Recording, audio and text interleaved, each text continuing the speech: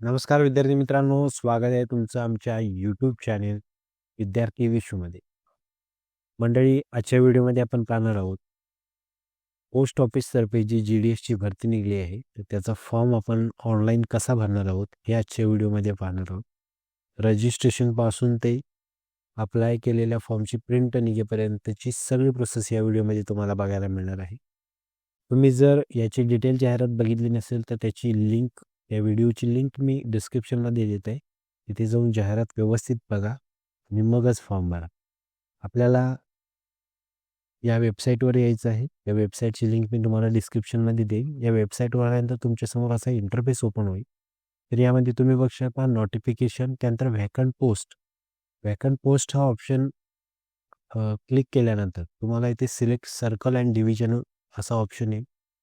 त्यामध्ये सर्कलवर क्लिक केल्यानंतर तुम्हाला महाराष्ट्र जर तुम्ही सिलेक्ट केलं, त्यानंतर तुम्हाला डिव्हिजन बघता येईल. तर वेगवेगळ्या डिव्हिजनला कोणकोणत्या कॅटेगरीमध्ये पोस्ट आहेत. आता जसं मी कराड डिव्हिजन चूज केलं, तर इथे तुम्ही बघू शकता कराड डिव्हिजनमध्ये कोणकोणत्या पोस्ट ऑफिसमध्ये कोणकोणत्या कॅडरसाठी, तसेच कोणकोणत्या कॅटेगरीमध्ये वॅकन्सी ही तुम्हाला इथे दिसून येईल. तुम्ही ज्या पण कॅटेगरीचे असाल, तुम्हाला ज्या डिव्हिजनमध्ये फॉर्म भरायचा आहे, ती डिव्हिजन सिलेक्ट करा.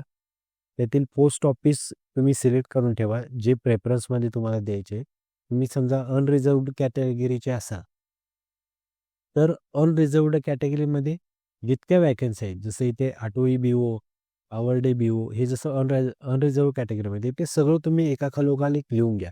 पहिला तुम्ही BPMला प्रेफरन्स द्या आणि राहिलेल्या पोस्टमध्ये तुम्ही ABPMला देऊ शकता पोस्ट. तर अशा प्रकारे तुम्ही पोस्ट प्रेफरन्स तुम्ही अगोदर फॉर्म भरायच्या अगोदर काढून ठेवा, जेणेकरून तुम्हाला फॉर्म भरताना त्रास होणार नाही. तर हे झाल्यानंतर तुम्हाला परत नोटिफिकेशनवर जायचं आहे. त्यानंतर तुम्हाला इथे दिसेल स्टार्ट डेट, एंड डेट, त्याचबरोबर करेक्शनची डेट वगैरे सगळं तुम्हाला विंडो इथे दिसून येईल. तर आपल्याला click here to register and apply या टॅबवर क्लिक करायचं आहे.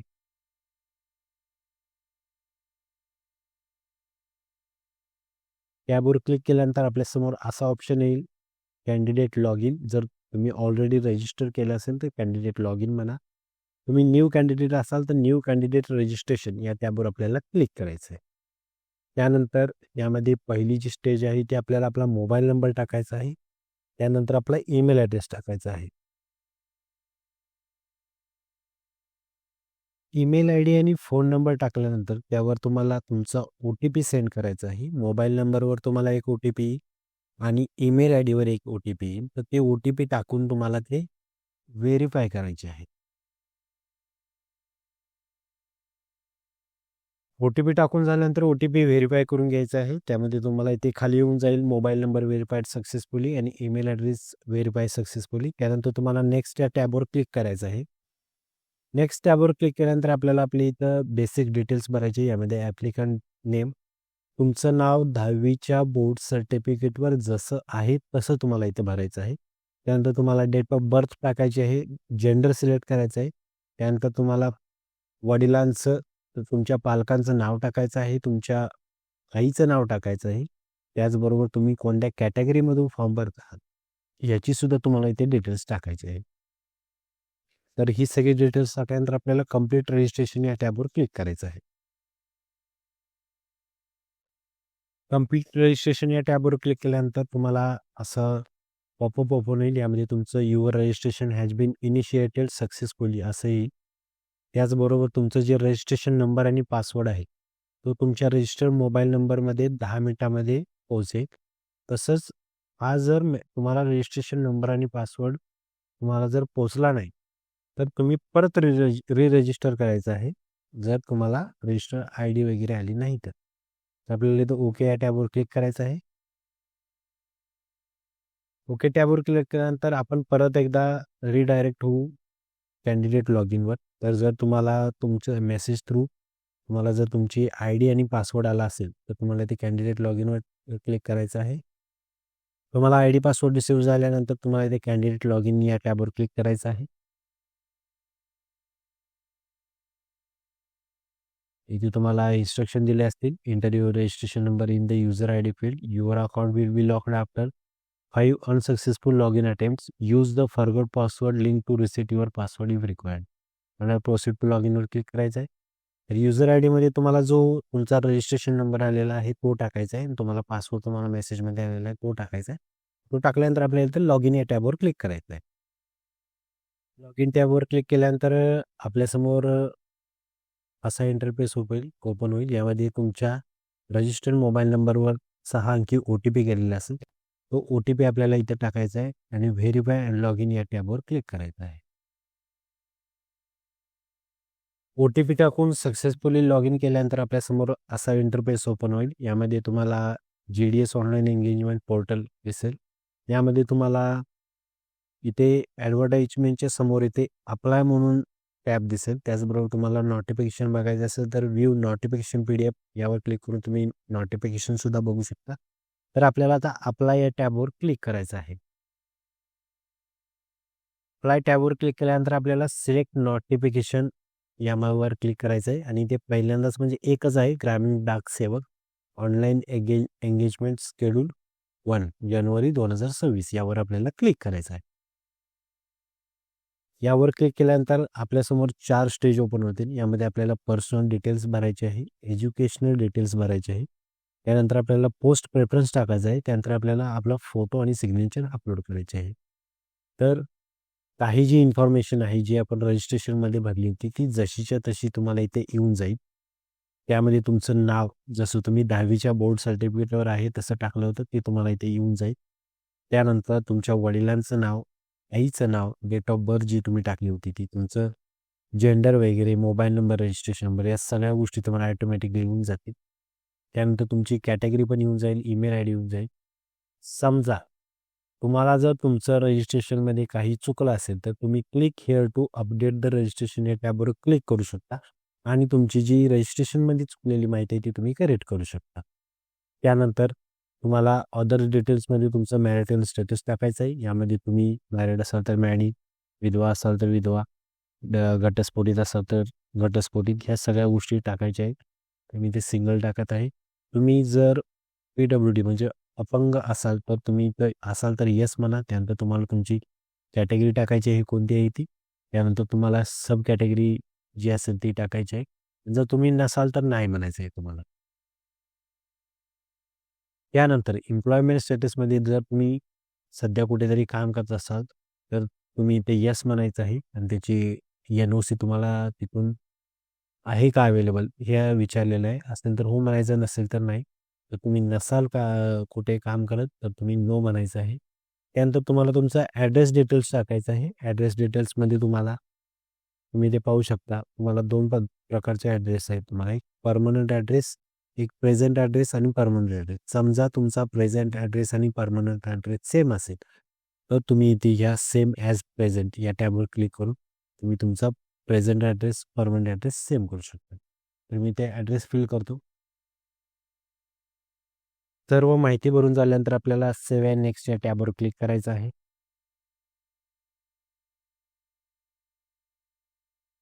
तेव्हा नेक्स्ट टॅबवर क्लिक केल्यानंतर पर्सनल डिटेल्स सेव्हड सक्सेसफुली असा टॅब असं पॉपअप येईल.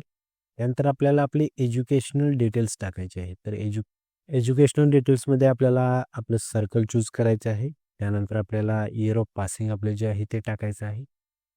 त्यानंतर आपल्याला आपला बोर्ड सिलेक्ट करायचा आहे. तर यामध्ये बोर्डमध्ये तुम्ही Maharashtra state board of secondary and higher secondary education with 600 marks यावर आपल्याला क्लिक करायचं आहे. तुम्ही म्हणाल सर्टिफिकेटमध्ये तर 500 मार्कापैकी दाखवतंय. तर तसं नाही मित्रांनो, हे बेस्ट ऑफ 5 झालं. तर पोस्टाला फॉर्म भरताना बेस्ट ऑफ 5 पकडत नाहीत. तुमचे जे टोटल सब्जेक्टचे मार्क आहेत तेच पकडतात. तुम्हाला इथे Maharashtra state board secondary and higher secondary education with 600 marks यावर क्लिक करायचं आहे. आणि त्यानंतर आपल्याला एस-एस-सी मेमो नंबर. आता एस-एस-सी मेमो नंबर म्हणजे काय? तर त्यांनी इथं दिलेलं आहे, enter any one of the following.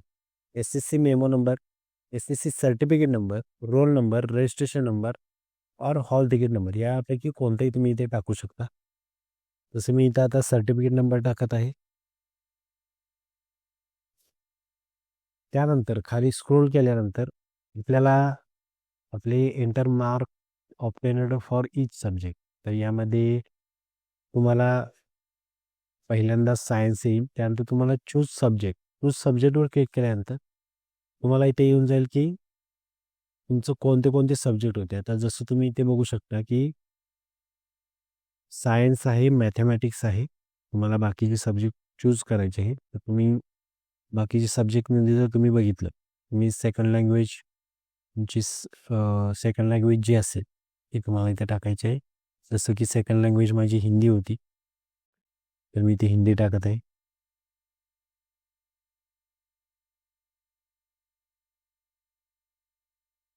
Second language Hindi. त्यानंतर इथे फर्स्ट लँग्वेज माझी मराठी होती.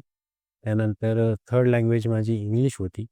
आणि जो आपला लास्टचा जो सब्जेक्ट आहे तो सोशल सायन्स. सोशल सायन्समध्ये तुम्ही इथे चूज करू शकता सोशल सायन्स. त्यानंतर तुम्हाला जे मार्क ऑब्टेन झालेले आहेत ते तुम्हाला इथे टाकायचं आहे. तुम्ही ही सगळी डिटेल्स आधी काढून ठेवा किंवा तुमचं बोर्ड सर्टिफिकेट आहे ते तुमच्या जवळ ठेवा. तुम्हाला सायन्समध्ये किती मार्क पडलेले आहेत ते तुम्ही इथे टाकायचं आहे. त्यानंतर तुमची जी सेकंड लँग्वेज होती तशी माझी हिंदी आहे, तर त्याचे मी मार्क टाकत आहे. मॅथेमॅटिक्सचे टाकत आहे.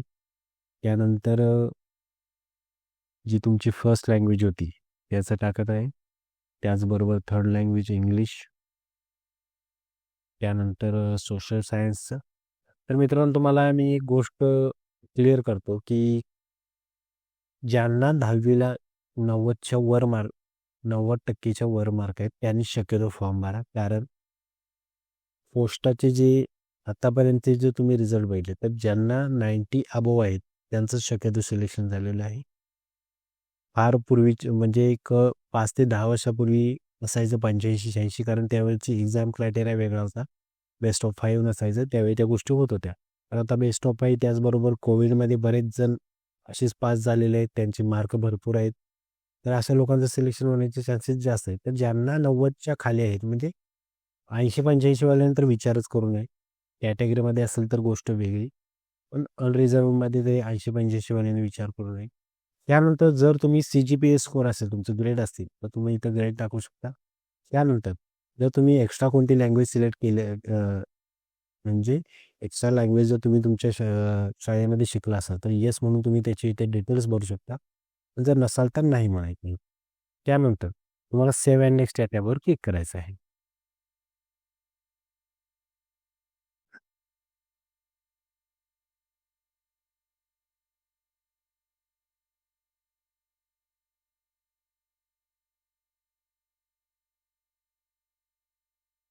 आपली इन्फॉर्मेशन सेव्ह सक्सेसफुली झालेली असेल तर आपल्याला आपलं पोस्ट प्रेफरन्स टाकायचं आहे.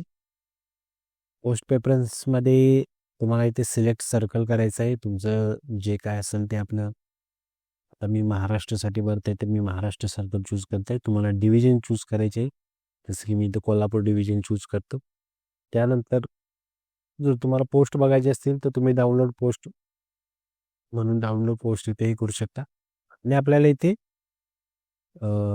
जसं तुम्ही कॅटेगरी सिलेक्ट करता त्यानुसार तुम्हाला इथे प्रेफरन्स येत जातील, तर ते प्रेफरन्स तुम्हाला इथे टाकायचं आहे. तर जसं मी इथे टाकत आहे की आता मला माझ्या जवळचं जे कोण असेल, जे कोणतं पोस्ट ऑफिस असेल, तर त्याचं मी तुम्हाला त्याचा प्रेफरन्स मी पहिल्यांदा टाकेन. ज्याचं माझ्या घरापासून लांब किंवा सरळ सांगायचं झालं तर तुम्हाला जिथे कॉम्पिटिशन कमी आहे असं वाटत असेल, आता आपण तसं सांगू शकत नाही की कुठे कॉम्पिटिशन कमी असेल, पण तुम्हाला वाटत असेल की या ठिकाणी आपल्याला घेतल्यानंतर आपल्याला घराजवळ पडतं किंवा आपण तिथे काम करू शकतो, तर असे प्रेफरन्स तुम्ही पहिला टाका. आणि जे लांब आहेत ते तुम्ही प्रेफरन्स नंतर टाकले तरी चालतं. तर जसं मी पहिला प्रेफरन्स शक्यतो मी BPMला देत आहे. त्यानंतर मी जे काय असेल ते ABPMसाठी प्रेफरन्स देईन. जसं तुम्ही प्रेफरन्स देत जाल तसं प्रेफरन्स कमी होत जाईल. सगळ्यात पहिल्यांदा तुम्ही BPMला हे करून घ्या, प्रेफरन्स द्या. मग बाकी BPMला दिला तरी चालेल. मी ॲक्च्युली टोटल 43 प्रेफरन्स देऊ शकतो. तर तुम्ही तुमच्या बघा, तुम्हाला जर 10 द्यायचे असतील तर 10, तुम्हाला जर कॉन्फिडन्स असेल तुम्ही फर्स्ट त्याच्यातच व्हाल, तर तुम्ही 10 सुद्धा देऊ शकता. तर असे सगळे प्रेफरन्स देऊन झाल्यानंतर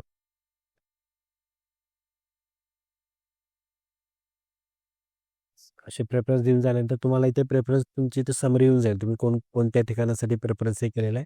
त्यानंतर आपल्याला सेव्ह अँड नेक्स्टच्या टॅबवर क्लिक करायचं आहे. सेव्ह अँड नेक्स्ट टॅबवर क्लिक केल्यानंतर आपलं reference form save successfully popup येईल. त्यानंतर आपल्याला अपलोड फोटो आणि सिग्नेचर करायचं आहे. तर फोटो आणि सिग्नेचर अपलोड करायसाठीचे जे इन्स्ट्रक्शन आहेत ते इथे तुम्हाला दिलेले आहे. तुम्ही इथे बघू शकता.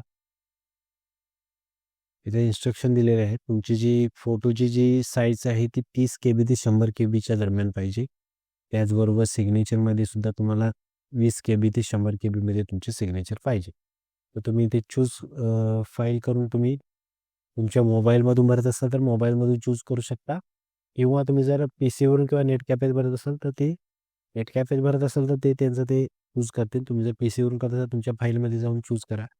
तुम्हाला जर तुमचा फोटो आणि सिग्नेचर जर साईज त्याची कमी करायची असेल म्हणजे कॉम्प्रेस करायचं असेल तर Googleवर बऱ्याच वेबसाईट मिळतात ज्या की तुम्हाला साईज कॉम्प्रेस करून देतात. तुम्ही त्यावर जाऊन साईज कॉम्प्रेस करून घेऊ शकता. तुम्ही ते फोटो आणि सिग्नेचर अपलोड करताय. फोटो आणि सही अपलोड केल्यानंतर आपल्याला डिक्लेरेशन इथे येईल. त्यामध्ये आपल्याला कन्फर्म या चेकबॉक्सवर क्लिक करायचं आहे आणि प्रिव्ह्यू बघून आपल्याला आपण जी माहिती भरलेली आहे ती बरोबर आहे का ते एकदा चेक करायचं आहे. जर काही चुकीचं असेल तर आपल्याला ते करेक्ट करायचं आहे. आणि अजून एक मित्रांनो महत्त्वाची गोष्ट, सिग्नेचर अपलोड करताना इथे एक नोटिफिकेशन येते की सिग्नेचर आहे ती 5:2 या ॲस्पेक्ट रेशोमध्ये पाहिजे. तर यासाठी तुम्हाला काय करायचं आहे, तुम्हाला Googleवर जायचं आहे आणि ॲस्पेक्ट रेशो करेक्शन टाकायचं आहे. तुम्हाला तिथे येऊन जाईल ऑप्शन. त्यामध्ये तुम्हाला तुमची सिग्नेचर टाकायची आहे आणि ते सिग्नेचर तुम्हाला ॲस्पेक्ट रेशो करेक्ट करून भेटेल. ते डाउनलोड करून तुम्हाला इथे अपलोड करायचे आहे. तर मी या चेकबॉक्सवर क्लिक करत आहे आणि प्रिव्ह्यू या टॅबवर क्लिक करत आहे. प्रिव्ह्यूवर क्लिक केल्यानंतर आपल्याला ॲप्लिकेशन प्रिव्ह्यू असं हे दिसेल, इंटरफेस दिसेल. यामध्ये आपली पर्सनल डिटेल्स ही सगळी बरोबर आहे का नाही ते एकदा चेक करून घ्यायचं. त्यानंतर आपली कॅटेगरी, त्याचबरोबर employment information, present address, permanent address, त्यानंतर अकॅडमिक डिटेल्स, त्यानंतर आपण जे सब्जेक्ट टाकलेले आहे त्याचे मार्क्स वगैरे सगळं बघायचं आहे. त्यानंतर आपलं जे सर्कलला आपण प्रेफरन्स दिलेला आहे ते प्रेफरन्स तुम्हाला इथे बघता येतील. त्यानंतर फोटो आणि सिग्नेचरसुद्धा बघता येतील. आणि खाली डिक्लेरेशन असेल तर तुम्हाला जर ॲप्लिकेशनमध्ये काही करेक्शन असेल तर एडिट ॲप्लिकेशन या टॅबवर क्लिक करायचं आहे. आणि जर काही नसेल तर सबमिट ॲप्लिकेशनवर क्लिक करायचं आहे. तर तुमच्या माहितीसाठी सांगतो मंडळी, अनरिझर्वसाठी कॅटेगरीसाठी फक्त ₹100 फी आहे. बाकी SC, ST त्याचबरोबर महिलांसाठी कोणतीही फी नाही. तर त्या कॅटेगरीमध्ये जर तुम्ही भरलं महिलांच्या ह्याच्यातून तर सबमिट ॲप्लिकेशन म्हणल्यानंतर तुमचा ॲप्लिकेशन डायरेक्ट सबमिट होईल. आणि जे बाकी अनरिझर्व्ड कॅटेगरीमध्ये जे पुरुष आहेत त्यांच्यासाठी ₹100 फी भरावी लागेल. त्याची प्रोसेस जसे बाकीच्या एक्झाममध्ये आपण फी भरतो तशीच आहे. त्यानंतर आपलं ॲप्लिकेशन सबमिट होईल. तर मी या सबमिट ॲप्लिकेशनवर क्लिक करत आहे. त्यानंतर परत एकदा कन्फर्मेशन वाटतं तर येस सबमिट म्हणायचं आहे.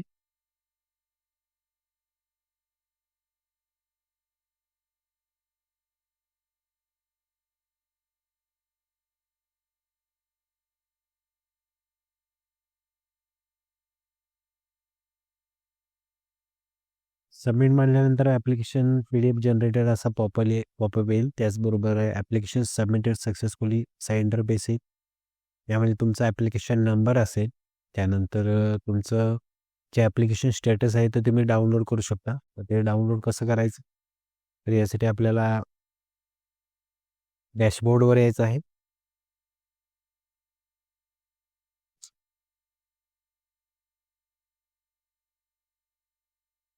डॅशबोर्डवर आल्यानंतर तुम्हाला माय ॲप्लिकेशन या टॅबवर क्लिक करायचं आहे.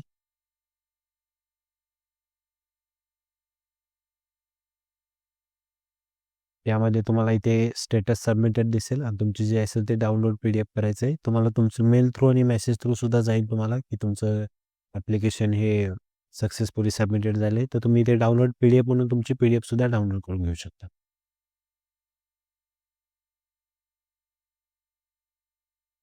डाउनलोड PDF म्हणल्यानंतर तुमची PDF डाउनलोड होईल.